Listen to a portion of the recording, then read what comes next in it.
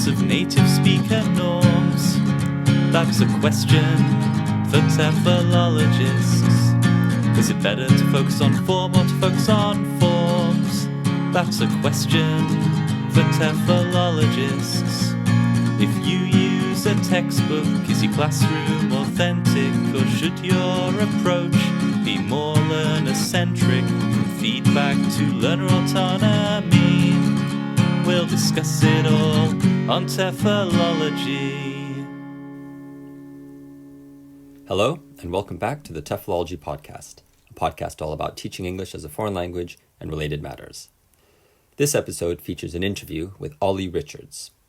Olly is the founder of I Will Teach You a Language, an online resource that offers courses for learning a range of languages, including French, Portuguese, Russian, and Japanese, through a variety of techniques, including audio and video clips, short stories written by Olly, and targeted learning strategies. Olly has himself learned 8 languages and is featured in newspaper articles and a BBC documentary about polyglots. He has worked in Japan and Egypt, among other countries, as a language teacher and is now based in London. Olly recently visited Tokyo, which is where Matt met him for a chat. Enjoy.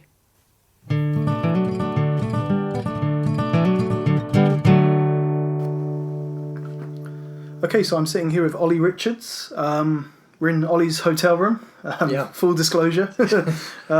Thank you for being here, or thank you for inviting us. Thanks for coming all the way here so I didn't have to go out. Yeah. So a little bit of a background first. Olly and I used to work together about 10 or 11 years ago now.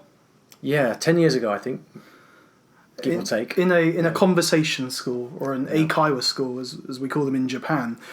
Since then, you've moved into a kind of a different area of the field. So maybe first, could you tell us about these changes that have developed since we kind of last saw each other, really, and the line of work you're involved with now? Yeah, so, I mean, maybe I'll just give a bit of an overview. It goes back a little bit further than that, because I'd always been interested in languages. I didn't do languages at school or at university or anything, but I'd always enjoyed sort of, meeting people, especially in London where I lived, and learning different languages. It's always been like a hobby, and then when I was in my late 20s, I decided to come to Tokyo to teach English. It was a bit of a change in direction, and so that's where we met in the eikaiwa here, and then stayed here in Japan for a few years teaching. Went down the serious TEFL path, did my Delta and did my masters, etc., etc. Then I started moving around to different places around the world with new jobs. Moved into management, teacher training, stuff like that. And then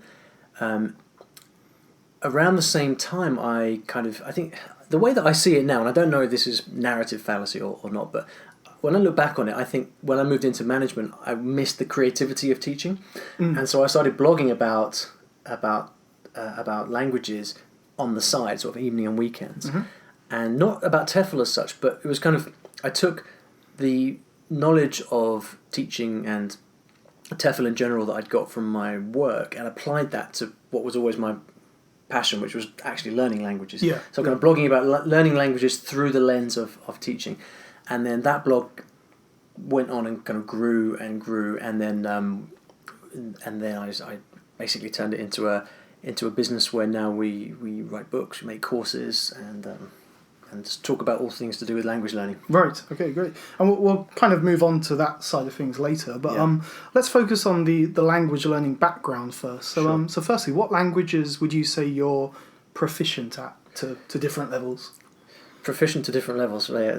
That's well.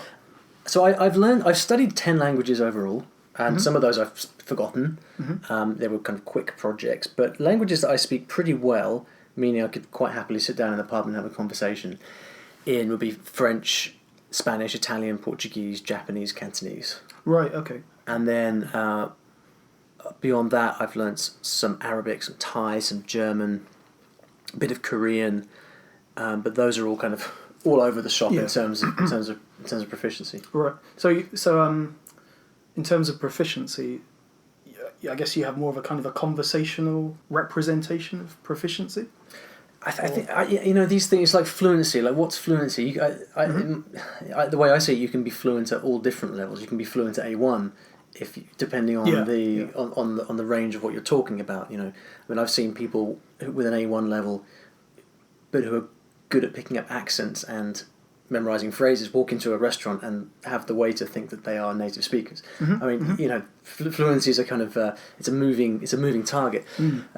Proficiency. I mean, my aim with languages has always been to be able to sit down and have a drink with someone and have them not have to strain, or basically having them want to be there. If someone's actually happy being there, having a chat with me in that language, that's my kind of goalpost. That's the benchmark. I'm happy when I get to that level. With a number of those languages, I've kind of got considerably more advanced than that, and then others are at that level, others are less. And it changes over time as well, because now I live in London and I don't get to use these languages a lot of the time, and so it's always at any one point in time, everything's always at different spots.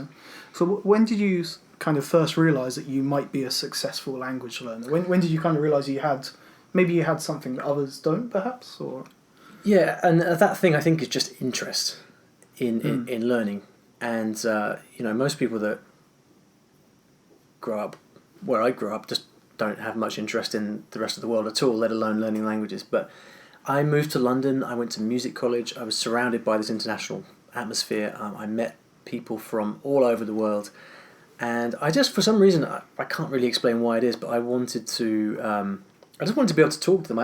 I started to get this little feeling of being, I didn't want to come across as this monolingual, typical Brit who didn't speak a word of any other language, and that kind of bugged me to the point where I thought, you know what, I'm going to sit down and learn French now. And so that kind of motivation spurred me on. And then I went and spent a bit of time in Paris, a few months, and worked really hard, spoke a lot, and got quite good at French. And then I think that was the key moment, because I realised, actually, you can do this. If you want to learn another language, you can. Yeah. And then so when I went back to London after Paris, I made friends with Brazilians, Spanish. And then with each new kind of social group that I discovered, if you like, I just really made an effort to learn the language. Yeah. And I think with the confidence that I got from that point, I kind of knew that I could do it. Right, I see. So this is kind of a very new thing for our podcast, because we focus pretty much solely on the teaching aspect of things. And this is kind of the first time we've moved into actually speaking to a successful language learner.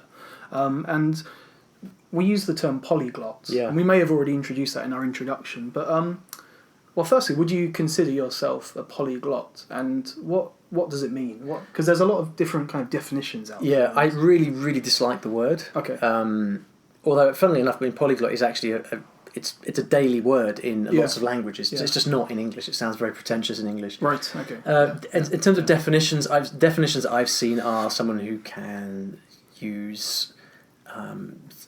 Some people say 3, some people say 4.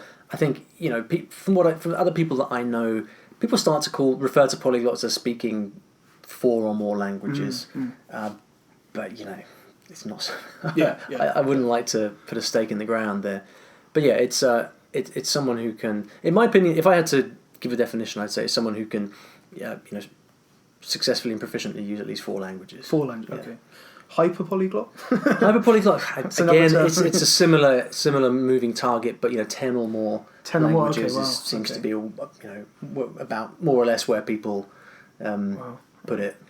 And I guess like the internet, or kind of recent developments in the internet have kind of brought about a new kind of polyglot, would you say? Like an internet kind of, somebody who uses the internet to kind of talk about their languages. Is that a different side of it? I think I see that as, the same way that the internet's changed everything. It's like, what is social media? Is social media changing us, or were we always like that anyway? We just didn't have an outlet to behave in that way, I think, polyglots really worldwide are the norm. If you walk into any given village in India, chances are that you'll find someone who speaks 2 or 3 languages. Multilingualism is not a rare thing at all.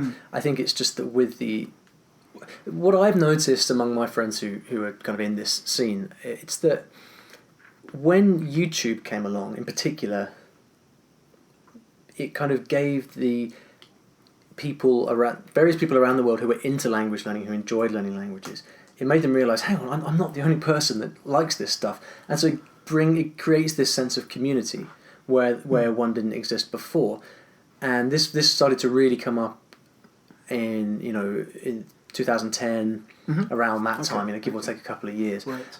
Now, since that time, it's developed, and now you can't swing a cat without hitting a language blog or a YouTube channel or something. So it's always changing. But there is certainly this phenomenon of what I've heard people call like YouTube polyglots or internet polyglots. These are all kind of labels which are, kind of convenient when we're trying to understand the way that technology is changing and the world is changing. But it's I don't like any of these labels myself. Yeah, sure. Well, I mean, what kind of reactions do you get when you probably don't do this, but when you say I'm a polyglot, or what's the general reaction or kind of? Yeah, I mean, well, first of all, I tend never to say that. Although now someone's going to find an example of me saying that somewhere, but we'll just drop this in here. I mean, I think it's. I mean, a question. When you go around, when you travel, when you meet people, and when you speak to them in other languages, there's an inevitable question that comes up, which is, so do you speak that language? Okay, cool. Do you speak any other languages? And it's like, you don't want to lie, but then at the same time, you don't want to say, yeah, I'm a polyglot. I speak however many languages. But so that topic of conversation inevitably comes up, and then it's just, I don't know. The way I like to think about it is that some people play football. I always like to learn languages. I mean, it's not. It's just how I kind of spend my time. But it's I guess it's not something that I like to scream from the rooftops. But by the same token, now that the business that I've created has kind of grown off the back of that, it's I don't know. And we'll talk about that later on. In terms of like some of because I heard this from you the other day that there's kind of conferences or gatherings of language learners or to use the term polyglots. Do a lot of people come from a teaching background, or would you say there's not a great deal of people? Yeah, no, a lot of people are teachers. So there's a number of different. I mean, there's lots of language conferences around the world. There are 3 or 4 that are particularly focused on language learners, people that like learning languages, and I often meet in those events teachers. They might have their own language school. They might teach online on italki or something like that. And then in Langfest, which is an event in Montreal, there were lots and lots of state school teachers from the US as well, who are really, really interested in professional development. And so these worlds are kind of starting to cross over a little bit more. And of course, a lot of language teachers they teach languages because they like languages and they're language learners themselves. So there is more and more of a development. But I think it's still the case that most people, if you were going to stop someone on the street and say, have you heard about internet polyglots or something, they wouldn't have a clue. No. So this world is largely unknown, I think, still, despite the size of the activity. I see. Yeah. So you've always been learning languages, I guess. Always, yeah. Since a young age. Well, since 19. I started when I was 19. Okay. So started learning more kind of with an effort to learn languages. You mean? Yeah, because I have friends who grew up with 4 languages at home. Right. And this is quite common in London. You get someone with a Polish mother, Spanish father in London, so they grow up speaking 3 languages from birth. Okay. I think one of the in terms of what I do now, I think one of the advantages I've actually got is that because I started quite late, I didn't have a crutch to lean on in terms of, I grew up with French or something, so so of course I can speak it. I had to really work quite hard to learn the languages. Yeah. But I think that I feel like it gave me a bit of quite an appreciation for what it's like to try to learn a language as an adult who hasn't got a background in language learning. Yeah. And that's a distinction that a lot of people who are new to language learning make, because there is there's a lot of myths and assumptions out there. One of which is only kids can learn languages to a high level. But that's a different rabbit hole. So what I was going to ask on that matter is, how has your approach to language learning changed over the years, like from when you were a 19-year-old to now? Do you do things differently, or? It's funny because I have this kind of what feels like a tension between what I actually do and how I sort of seek to explain that when I'm writing about language learning. I think when I look back over the languages I've learned really well, the commonality is always massive amounts of exposure. So I would often do things like language exchanges where I would sit down with, I'd find 1, 2, 3 people who were learning English or another language, and then we would meet regularly and spend hours every week speaking that language. And so I've always kind of sought out direct contact with the language, more than sitting at home and studying books and things. I mean, there is some of that as well, but I find that there really is a big there's a gap between stuff that you learn by yourself with a book and then what happens when you apply that to the real world. And you've got to be applying what you learn in the real world, otherwise you never bridge the gap to being able to actually use language with confidence. Yeah. Confidence coming from experience. And so I've never been particularly kind of studious. I don't really like studying language books for hours in my room. So my kind of alternative to that has always been, well, I'm just going to go out and find people that I like and talk to them until I know the language. I mean, in a nutshell, that's it. That's changing a bit now because, I'm older, different circumstances. I can't be going out all the time just doing language exchanges and things like that.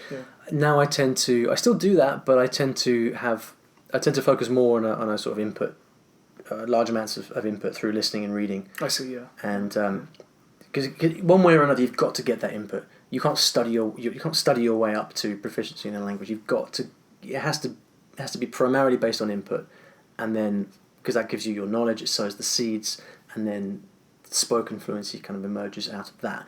That's how I look at it in very kind of broad brushstrokes. Yeah. Okay, so you mentioned having a lot of input. Do you often find that you don't have enough? I mean, you're living in London now, so I guess London is a city where you can speak any kind of language you want to. You can, yeah. Are you finding that you have enough chances to have that interaction, that kind of that output, I guess, with all the things that are going in? Well, it all comes down to the opportunities that you create, and there's no question that in London you have all the opportunities you could possibly want for speaking languages, but at the end of the day, you still got to make the opportunity to go out. If you just sit at home, it doesn't happen, so you still have to, you still have to meet people, you have to go to places, you have to create these opportunities. And I think that the biggest challenge that I have sort of on an ongoing basis is just making the time to do that. Yeah. I try not to say finding the time, because the time's always there. It's just a question of how you prioritise it. And now with like family commitments, work commitments, that is kind of pretty tough. And so recently I've just been focusing on one language because it's as much as I can do to even even focus on that. And also when I look back on, because I learned a lot of my good languages when I was a lot younger, and that was also a time in my life when I had the right environment. I was a student, I had nothing to do, and I could just hang out for days on end with friends speaking different languages. That's quite a unique opportunity, I think, and it's not easy to replicate at different points in your life. Yeah. How, in terms of, in air quotes, maintaining a language, do you find that some of your languages you can easily switch into when needed or when called upon, and others you need to kind of work back up to, I guess? Or yeah, so it's different with different languages, and depends on how long I go for without speaking those languages. But the way that I break this down is that once you've got a language to a B2 level, give or take, you're never going to forget it. The worst that happens is it gets a bit rusty, and then that comes back usually with 15 minutes, half an hour of conversation. Right. So often someone, if someone starts talking to me in Italian or something, which is a bit rusty at this point, like I would be kind of fumbling along for a few minutes, and then they would kind of quickly come back. So the real question is whether I've got that language to a B2 level or not at some point in the past. Then it will come back. I find that with languages like when I was living in Egypt, I was learning Arabic, and I got to a sort of A2 sort of level.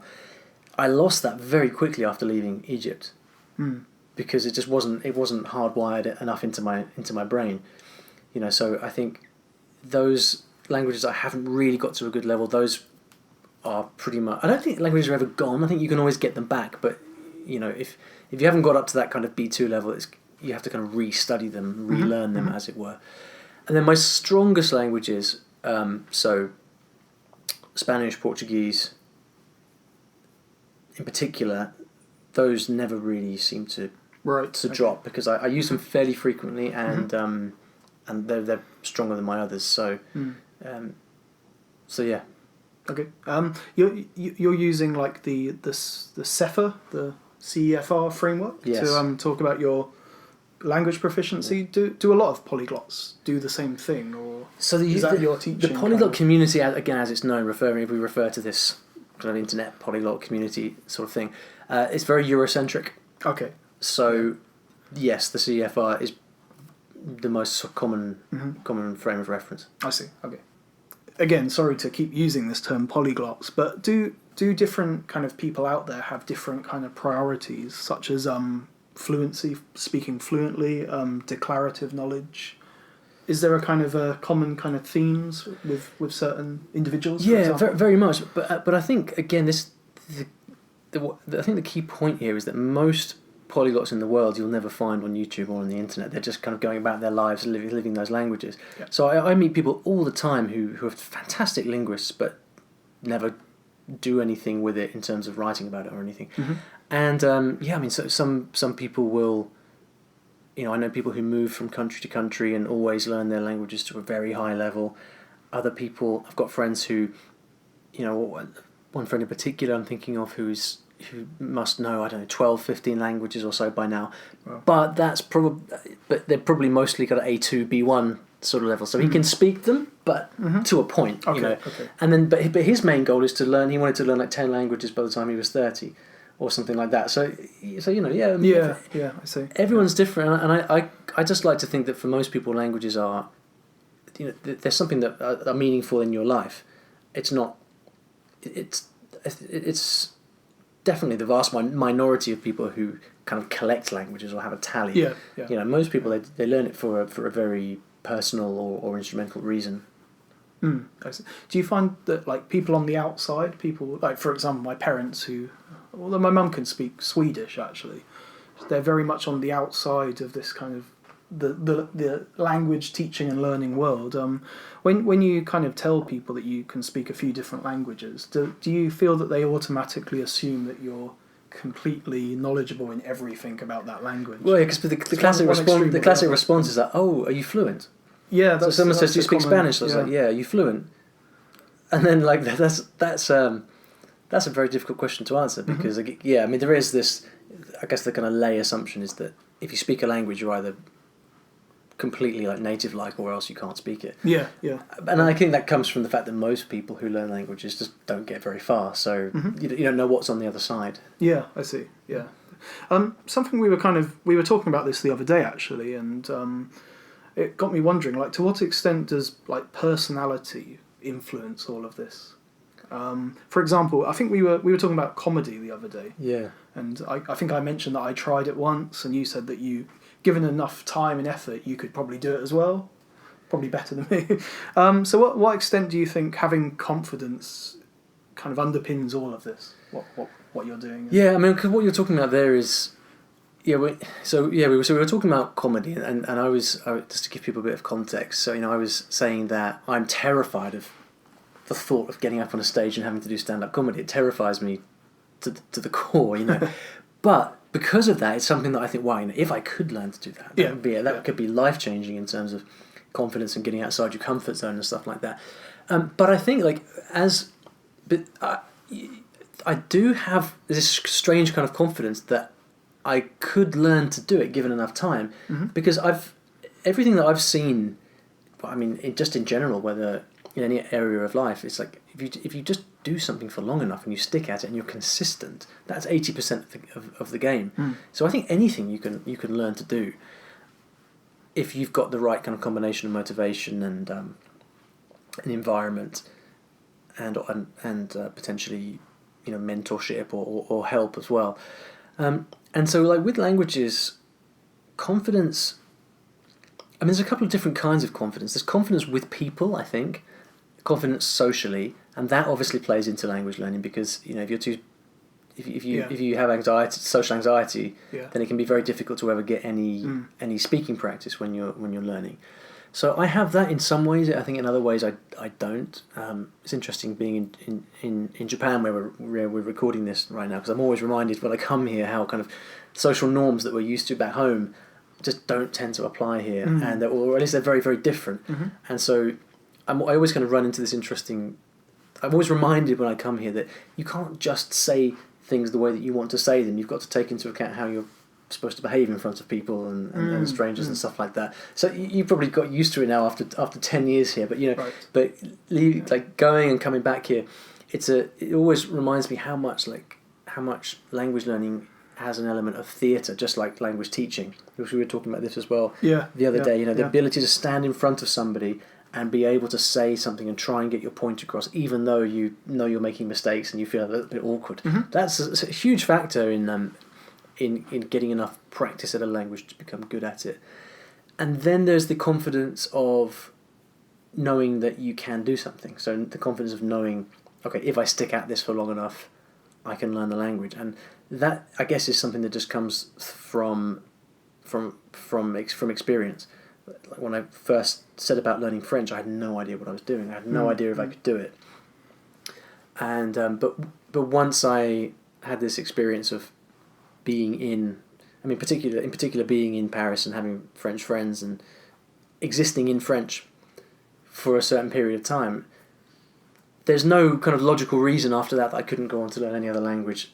Given the right set of circumstances. So I think it is important, and doing what I do now, I meet a lot of people who are learning languages and trying to figure out how it's done, and confidence I think is a huge reason why people struggle, because it's like a soundtrack. If you've got a lack of confidence, it's like a soundtrack that's playing in the background. And whenever you're studying and you're studying a grammar rule or trying to learn a word or trying to drum up the confidence to go and speak to somebody and practice your language, if there's a little, in the back of your mind, if you're thinking to yourself, well, I'm not sure I can do this, that can be quite a handicap, and you definitely have to work at getting over that. Yeah, I see. Yeah, so it's kind of related to personality, I guess, is maybe the idea of identity, or when you're speaking in an L2 or a foreign language, even to use, you often kind of, maybe you imagine you have some kind of L2 identity, some L2 self. Kind of as a person who speaks many different languages, do you kind of feel that you go into a certain identity? Very much. Very much so. Can you describe that, if possible? Like, it's a very common question, this, actually, and I never know quite how to talk about it, but I think the best way to describe it is that when you spend a lot of time learning a language, you often imitate certain people who you learn from or who you want to be like. So, when I learned Spanish, for example, I had one very strong influence in my Spanish, which was my best friend in London at the time, Tomas, who only spoke to me in Spanish for like 2 years. And I kind of developed my personality in Spanish, or rather, the Spanish that I learned was heavily influenced by the words and phrases that he used and how he spoke. So inevitably, when I spoke Spanish, at least at the beginning, because I'll be using the language that he tends to use, there's a lot of personality tied up in that, in his sense of humour and stuff like that. So I would really adopt that. And even now, when I speak Spanish, I definitely, instantly, when Spanish comes out of my mouth, I feel it's like, in my mind, like I have this tightening of focus. And it's like I say things very directly, and there's not much of a kind of politeness filter as we'd have in English or Japanese, for example. And so that really does, to the extent that language influences thought, and does language influence thought, or does thought influence language, and at what level, how does that play out at different levels of proficiency?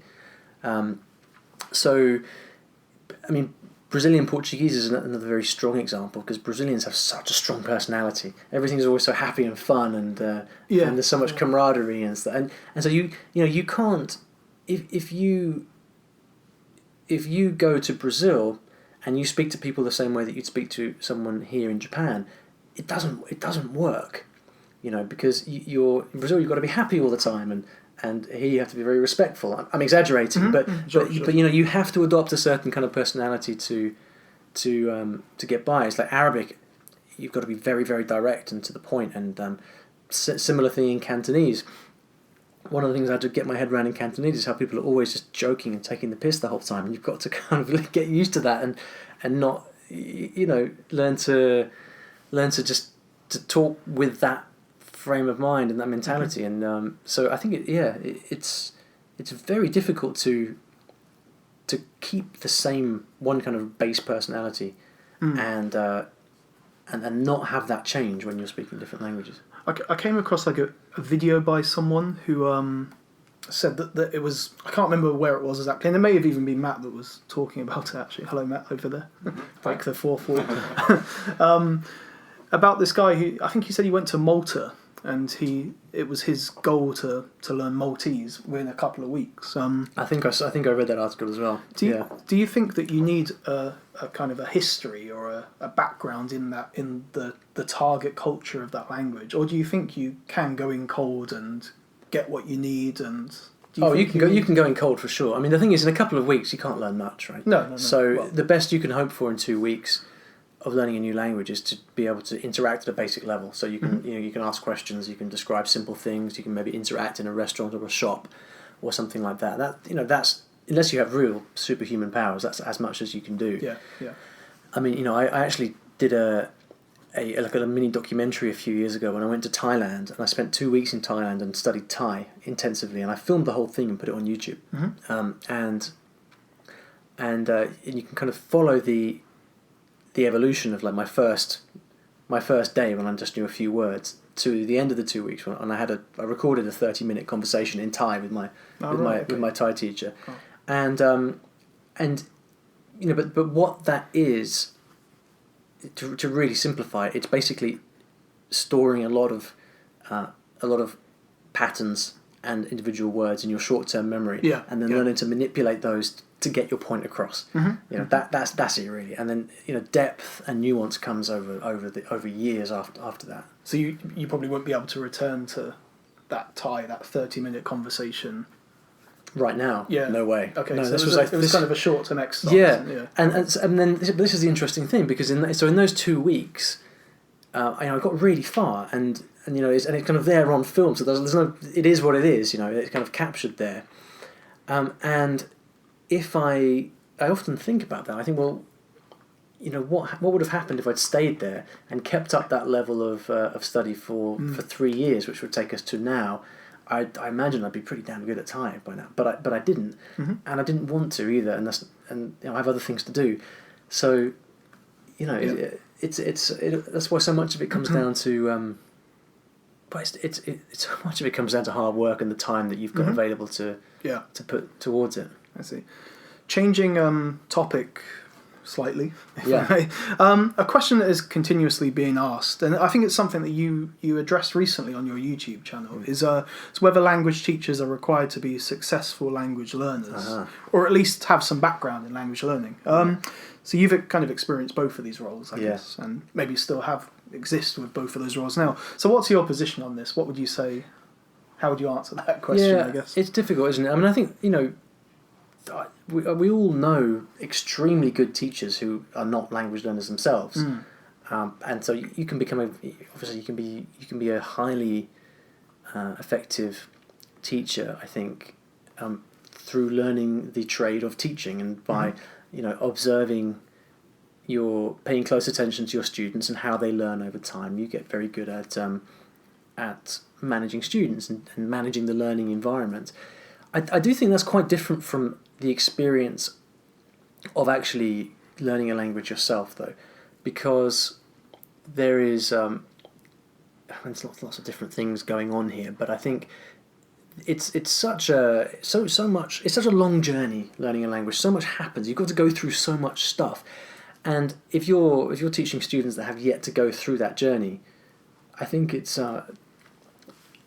there's something missing there if you haven't been through that yourself. But it's difficult, because I wouldn't like to say that you can't teach unless you speak other languages, because that's obviously not the case. Yeah. But I certainly with what I do, I think a lot of what people sort of turn to me for and ask me about, it's never really about, I don't understand how to use the different forms of the past tense in Spanish. It's like, man, I can't find the time. I can't keep my motivation up. Like, what do I do? And these are actually the big questions that really determine whether or not you're successful at a language. Is how do you manage your time? And so, I think for a teacher, you've kind of got this role as a counsellor almost. You're certainly lending a lot of moral support and giving a lot of encouragement. And there's something that doesn't quite stack up for me. If you're in a position of giving that advice and mentoring and supporting students on that particular emotional, psychological journey, and you haven't actually been through it yourself. So I think basically there is a lot to be added, a lot of added value there if you have experience learning languages yourself. It's quite interesting. It's kind of, in some ways, it's kind of the elephant in the room amongst my kind of language teaching peers. We never really talk about our own language learning, and even like with my, it's curiously absent, isn't it? That topic. Yeah, and even with my learners, they never seem to. I think they just assume that because I'm teaching in Japan, I think they assume that I can just speak Japanese, or maybe they assume the complete opposite as well. But it never forms a massive part of my teaching, I would say, at the moment. Do you ever question the sort of maxim of what all language teaching should be in the L2? What's that? As in, like, if you're teaching English, the classroom environment should only be English, and you shouldn't that's more efficient and more desirable than using the learner's L1 for the teaching. I mean, that's disagreeable. I find that very convenient that's sort of touted quite so much because for me it's undeniable that there are so many cases where using the learner's L1 just speeds up the whole process. Mm-hmm. I mean, on a simple level, trite example, but if you're teaching someone the word for table in English, and you know what the word for table is in their mother tongue, there is no benefit for you to sort of sit there miming what a table is. Sure, yeah. Just because you're trying to avoid using their mother tongue, it's better just to sort of tell them what it is and move on to more useful stuff. And I think it develops empathy. You're showing that you're familiar with their L1. And it's a joint endeavour. Language is a joint endeavour, right, between teacher and learner. It should be, at least. That's my opinion. And that should be a separate question to teacher talking time and what kind of classroom environment do you want to what's the language environment you want to create in the classroom. All of that should have no bearing on whether or not you should occasionally use the student's L1 if you can. Whether you should use that to help facilitate the instruction. And I think it's clearly true that can help a lot of the time. Yeah, I see. Yeah. Something you mentioned the other day, that maybe the real language learning is, or something you said, I'm paraphrasing, the real language learning is taking place outside of the classroom, and the students that are in front of us for the large part, I've put in words failing here, but I don't think that's true. They're not the real language learners. I'm kind of paraphrasing what we were talking about. Though. Can you kind of explain? Yeah. So this is the idea that so most really successful language learners I know tend not to take lessons. They tend not to go to group classes. Yeah. I mean, it would be more accurate to say they tend not to go to group classes in language schools. Mm-hmm. They probably may very well take lessons. It's likely to be kind of one-on-one lessons with a teacher. So I always felt that in my time in the language classroom, I would never meet. I tend not to meet I'm trying to find a politically correct way to put this, but the language students, the general profile of language students that you'll meet in your classroom is on the lower end in terms of accomplishment, because the really people who actually go out there and are super motivated, learn for themselves, they'll figure out how to do it by themselves, and so they're probably not going to come to your group lessons, and so what that means is you are, by virtue of being the teacher in a classroom there, you're dealing with a group of people who haven't figured it out yet. If you can put it like that, they've got some, they need to go through, they need to find success and what that means for them with language learning. So you've got to, I think that's a kind of Yeah, it's just that was just an observation that I remember making very early on in my teaching career. Yeah, I see. I mean, I hesitate to use terms like learner autonomy. I'm not a big fan of that term, but do you think like a large part of our teaching, or even the majority of what language teachers should do in the classroom, should be to instruct learners how to sustain their learning elsewhere? This is a really difficult question because you've got so many factors at play. I mean, so like in an ideal world, all other things being equal, I would say that the main, if I'm teaching in a classroom, I'd see my main job as almost counselling students on what they've done in the previous week at home, and then setting them up for the week to come. So like, what are you going to be doing the rest of the time? We're here for 1 hour. We can't do much in that hour, but what are you going to do for the other 7 days when you're at home? Okay. So like that's the big prize that there for students is like, what can you do at home in your own time? Because in theory they could spend 2 or 3 hours a day practicing the language, and that's how they're going to learn. When you make progress in a language, it's not when you're sat in a classroom listening. It's when you're speaking with somebody in the language, practicing it, or else getting input. You're reading or listening in the target language. Like that's the meat and bones of it. And so, in an ideal world, I think the role of the teacher should be just to kind of facilitate the language learning that's going on outside the classroom. But as we all know, that the students don't have 2 or 3 hours a night to sit and practice, and so that's the reality that you're dealing with. People come to the classroom and they think, okay, I'm paying my money, I'm having my lesson now, and this is my English time for the week, and so whatever I do has to happen in this lesson. Okay, I might do 5 minutes homework if you really force me to, but basically that's all you've got to work with. And so if all you do is kind of counsel them during that class time, then you run the risk of actually not giving them the 1 hour of English practice a week that they might get from you. So it might be the case that you've only got that class time. That's the only time in the week the students are going to use to have any exposure or practice with English, and so you kind of, is it not better to make the best of a difficult situation? So it's like this kind of trade-off, and I guess this is something that has to vary from. You have to read your students for this. You have to figure out what are they able to do, how motivated are they, what kind of time have they got available. And it can only be a case-by-case thing. Yeah, sure. But in general, I think the principle is that the more you can... Now, I always remember my piano teacher at university always said to me, my job as a teacher is to get you to a point where you don't need me anymore.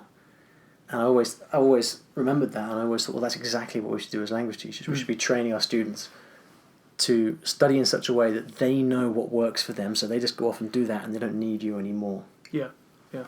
And that kind of brings me to my next question, actually.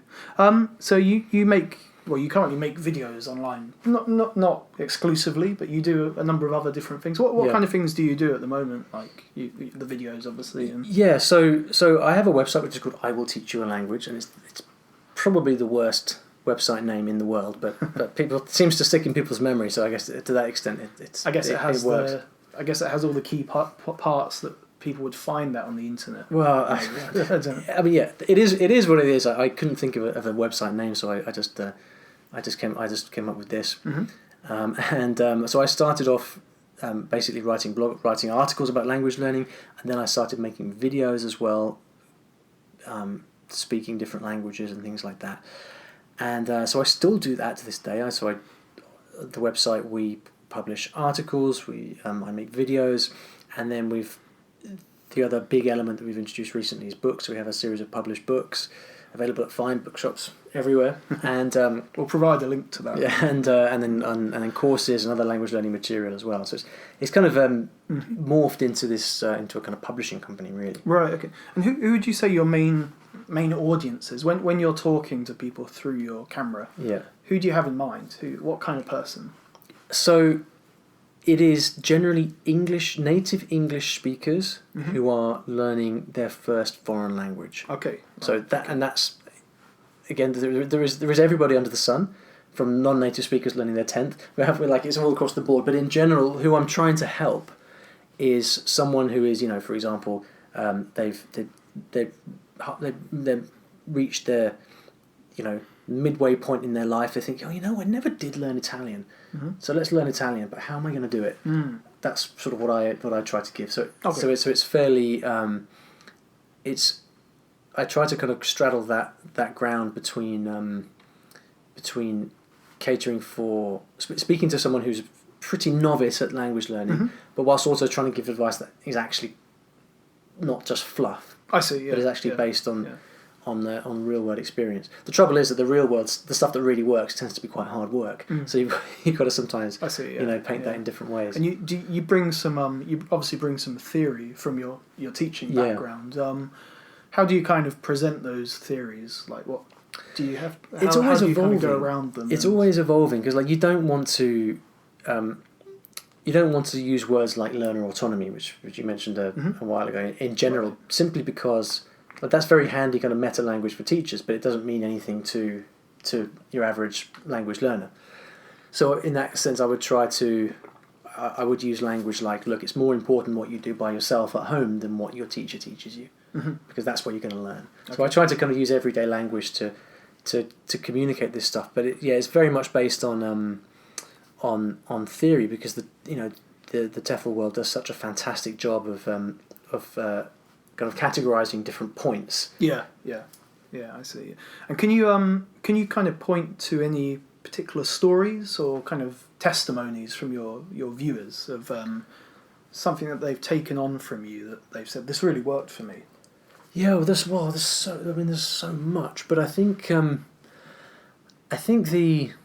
could I point to? One of the things that I think has been most helpful for people is I have some books of short stories, and what I realised early on was that people were, as a general rule, they have a bias towards study rather than actually using the language. So people would sooner sit down with a textbook and turn to the next page, and learn the grammar rule that's there, than sit down with a book and try and read like authentic material in the language. And I think part of the reason that gap exists is because it's difficult to find engaging material that is graded to a level that's suitable for you.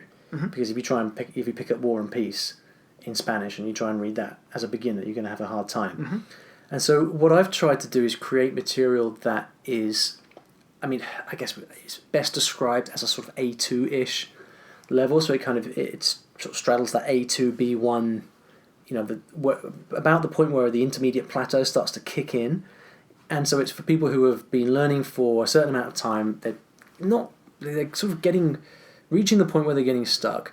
And I try to introduce interesting material for them that allows them to start consuming content in the language. And so I wrote these books of short stories where they are specifically designed to kind of lessen the burden. So the chapters are shorter. The sentences we try to avoid using complex sentences. We go easy on the relative clauses, and the vocabulary is kind of graded, while also trying to tell a good story and actually provide, we have illustrations and stuff. So basically, I try to create stuff that someone would look at and think, hey, I really want to read that, and then actually deliver it in such a way that they can actually access it even as a relative beginner. And so and in these books I write about I have something in these books that I call the 5-step reading process, where I'm basically telling them not to stop and translate every word, but read for gist first before reading for detail. That's basically the message. And people just they're not used to doing that, but they kind of read the message that that's what they should do, and so they start reading this story, and they read right through to the end because that's what I've just told them to do, and then they go back and they read it again, and they play the audio and listen and read, and they're like, I can actually understand this. I'm actually reading in French now. This is amazing. And it's not exactly rocket science for an experienced teacher, but in the out in the real world, this stuff is not really readily available. If you don't have a teacher to kind of hand select this stuff for you, then it's difficult to get your hands on. And so that's basically the angle that I'm taking with the stuff that I'm producing, and it's just giving people a way in, if you like, and that's what. Then we talked about confidence before. That's kind of the genesis of confidence then, because once you realise you can do it, you can read, and you can enjoy material in the target language, well, then that spurs you on to do more of that. I see. Yeah. One final question. Sure. Do you, and kind of, I guess, a critical question, kind of to end on. Do you think that there's a risk that some people watching the videos from Polyglots will kind of overlook the learning strategies that perhaps work best for them, and they'll try and kind of replicate what they're kind of being advised on or told to do? Is there enough kind of built-in kind of reflection, I guess, is what I'm kind of... Yeah, well, this is a great question. I saw Scott Thornbury refer to this as, how did he put it? He said something along the lines of that people that because polyglots have a natural, a natural facility for learning, they tend to say, well, I did it like this, therefore this is the best method. Right. So that's sort of what you're getting at, right? And I think that's absolutely a danger, for sure. And again, this is sort of the different. One guy will tell you, okay, this is what you should do. Just do exactly like this, and then someone else will say, well, this is what worked for me, but you have to find your own way. What I found is that when you read about language learning, there's so much conflicting advice, and people tend to shroud everything in so many caveats. Because if you take your sort of typical academic paper on language learning, well, this may be the case, but this also may be true, and you have to consider this as well. It's very, very, just caveats till the cows come home. What your average guy on the street wants is just someone to say to him, do this. And it's not because... And he or she understands that, okay, I understand this might not be gospel truth, this might not be the only way to learn a language, but actually I prefer that you just lay it out for me, because then that gives me something to grab onto and try out. And something that I can really apply. So certainly the feedback that I've had, people really appreciate that, because if you don't have that, then what are you left with? You're left with the kind of collective body of academic work on second language acquisition from the last 30, 40 years or so, which doesn't tell us very much about how to actually learn languages. So it's difficult. I try to... I think about that a lot. And what I generally say is, here is based on the people I tend to meet and what I see as people's struggles. This is what I would suggest you do. And in my case, this follows I'm very much into input-based methodologies. I think comprehensible input for most people is a really, really good way to think about getting their language input, their language content. And so I'll say, look, this is how I talk about language learning. Take it or leave it.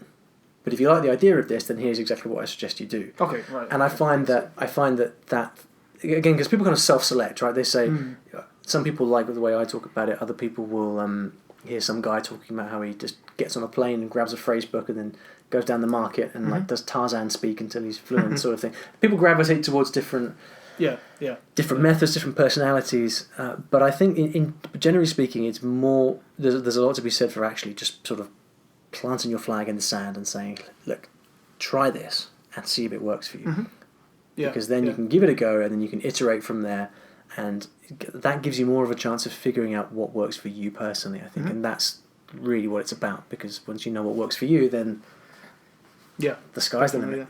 Great, and I think there's absolutely great value in hearing your successful language learners' stories as well. So thank you for sharing today. My pleasure. Thank you. Good questions as well. Thank you.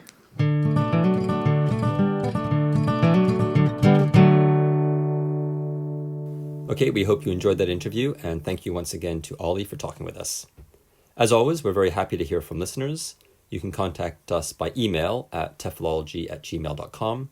We are on Twitter @TEFLology, and we also have a Facebook page.